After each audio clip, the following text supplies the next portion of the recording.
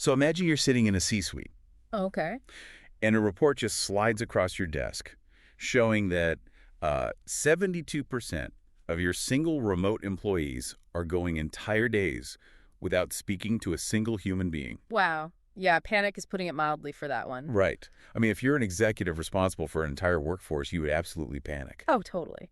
And that is an actual statistic from a 2025 study in the journal Science. It's sending absolute shockwaves through corporate leadership right It now. really is. Because when you see a number like that, it just looks like a glaring, undeniable emergency. Yeah, it sounds like the whole fabric of the workplace is just sort of dissolving, which is exactly why we are dedicating today's deep dive to unpacking this panic. We really need to. We're looking closely at a massive new synthesis of workplace research by Dr. Jonathan H. Westover. He pulled together just mountains of data from Science, Cigna, Stanford, and major corporate case studies to figure out what's actually happening to us. It's a huge undertaking. It is, because our mission today is to understand why so many of us feel profoundly disconnected and why those forced return-to-office mandates might be treating the wrong disease entirely. Exactly. And most importantly, we'll look at how the smartest companies are actually solving this human connection crisis.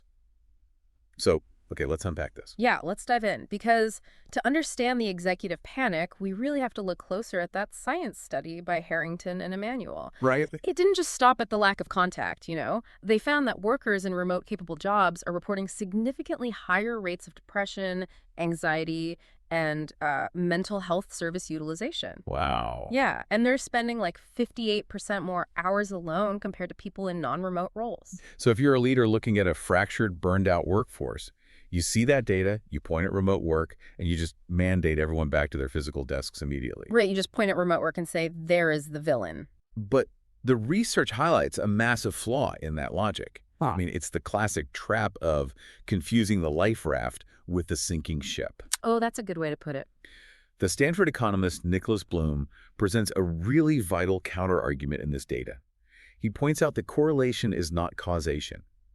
I mean, think about the types of jobs that are heavily remote capable right now. We're talking about tech, media, professional services. Exactly. And those specific sectors have been experiencing just incredible turbulence over the last few years. Oh, massive layoff. Massive layoffs, restructuring, constantly shifting expectations.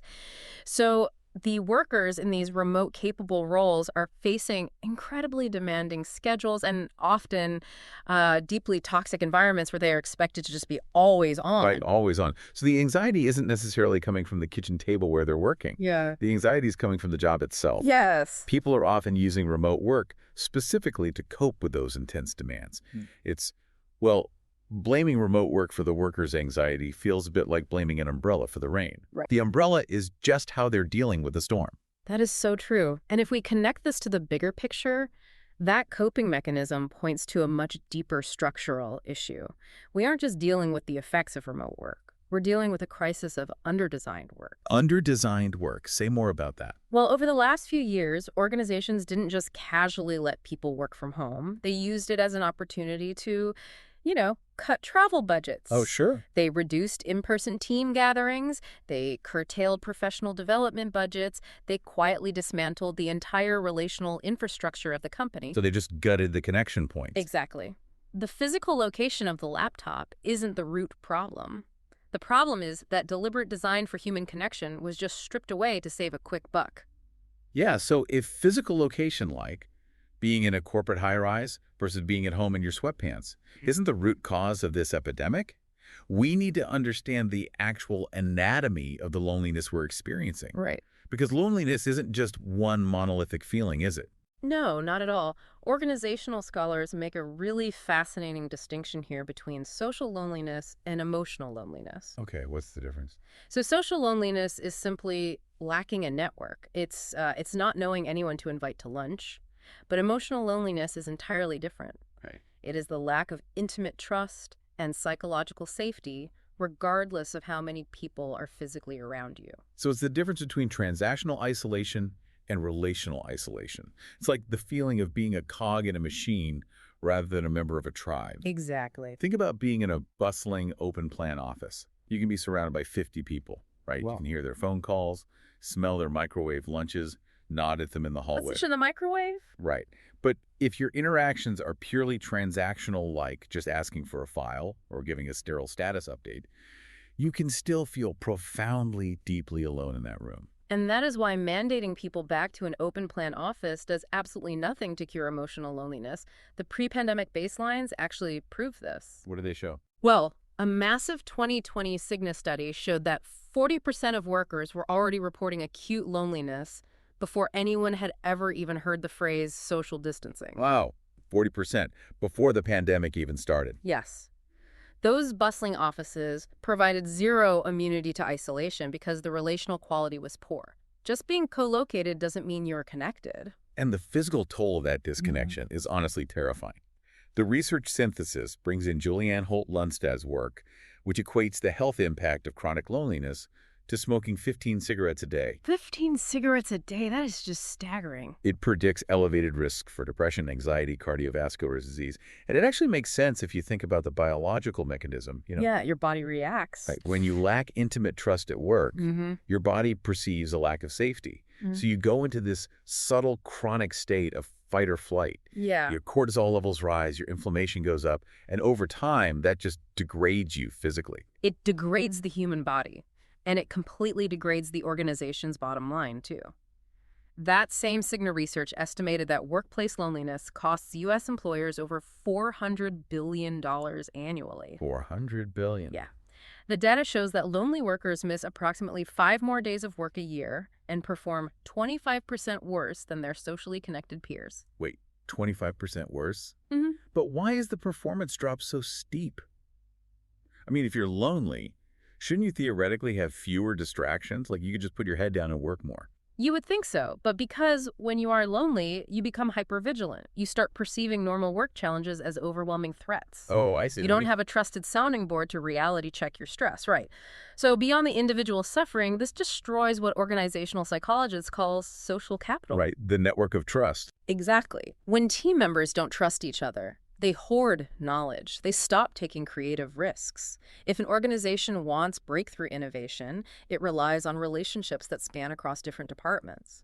Loneliness builds walls where bridges really need to be. So we're talking about how hard it is to rebuild this social capital, but we have to acknowledge a massive elephant that just walked into the room over the last couple of years. Oh yeah, the AI element. Yes, we are trying to fix human connection at the exact moment a technology designed to do our thinking for us has hit the mainstream. Generative AI introduces an entirely new, deeply psychological way for us to isolate ourselves. The research looks at recent 2024 studies from the Upwork Research Institute, Workday, and Anthropic. The paradox they reveal is incredibly stark, right? Very. On one hand, 96% of the C-suite expect AI to dramatically boost productivity. But the actual data coming back from the workforce shows that heavy AI users report a 29% higher burnout rate and a rapidly rising feeling of disconnection from their teammates. Yes. And the most startling statistic in this entire discussion comes from the Workday survey. What did they find? They found that 65% of heavy AI users admit they actually consult AI before their colleagues when they face a challenge, specifically to avoid human interaction. Here's where it gets really interesting. Let's pause and think about the mechanics of that.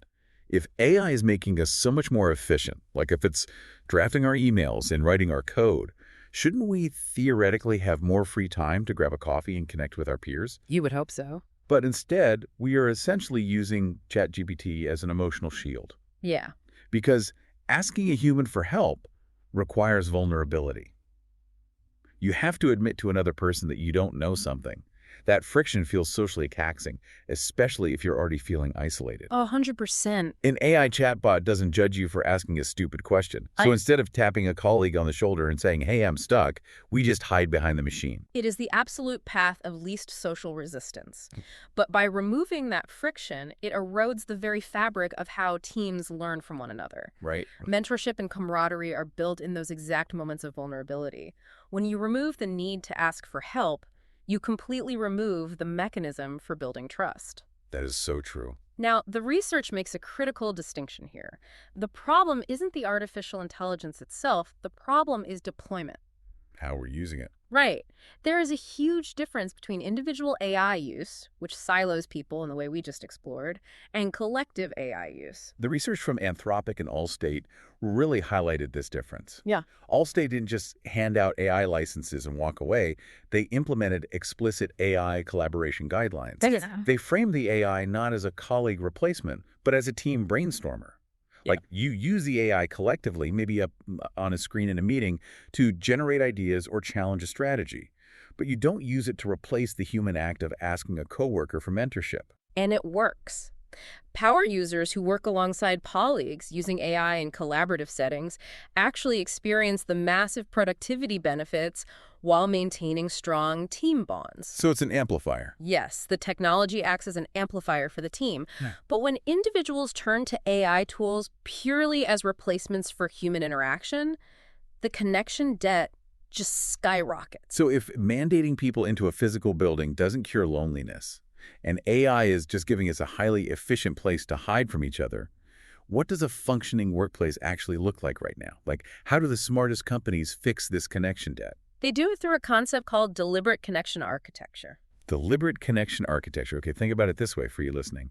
For decades, companies treated team connection like wildflowers. Yeah, that's a perfect analogy. They assumed it would just grow organically by the water cooler. You just buy a building, throw a bunch of smart people inside it, and assume culture happens on its own. Right, just let it bloom. Exactly. But today, human connection has to be treated like a botanical garden. It requires deliberate landscaping, intentional schedules, and constant maintenance. It doesn't just happen because you're in the same zip code anymore. That is the exact mindset shift required. You have to map out the natural opportunities for relationship building and physically engineer the touch points. How so? Well, Microsoft realized this early on and implemented a virtual commute feature in their team software.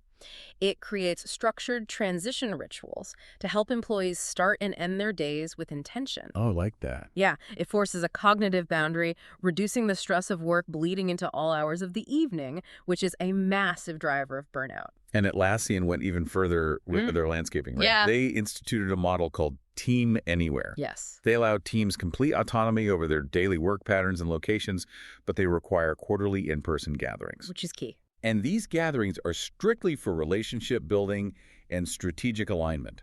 Like, you don't fly people across the country to sit in a conference room and do routine spreadsheet work that could happen on a video call. No, that would be a waste of money. Right. You bring them together to build trust. And by designing it this way, Atlassian lowered their loneliness measures by 23% while keeping employee satisfaction with flexibility above 90%. That's a huge win. But building a botanical garden relies entirely on the people doing the landscaping, which is the managers. Frontline and middle managers are the primary architects of the employee experience. Right. And right now, the data shows they're drowning. They need structural support, not just more demands from the C-suite. Manager quality is consistently the strongest predictor of employee engagement. Cisco looked at their internal data, realized the burden being placed on their managers, and created a training program specifically for hybrid leadership. Because the old ways don't work anymore. Exactly. They recognized that managers had lost their ambient awareness, that ability to just walk the floor and see if someone's shoulders are slumped or if they look stressed at their desk. You can't see slumped shoulders on a Slack message. No, you can't. So Cisco taught managers how to intentionally check in, and that training yielded a 34% bump in team engagement and a 28% reduction in turnover. PwC instituted a similar structural support called manager moments. This is protected time every single week where managers pause all operational demands. So no talking about KPIs. No talking about project deadlines or task updates. Nothing. It is time solely dedicated to checking in on team connection and individual well-being.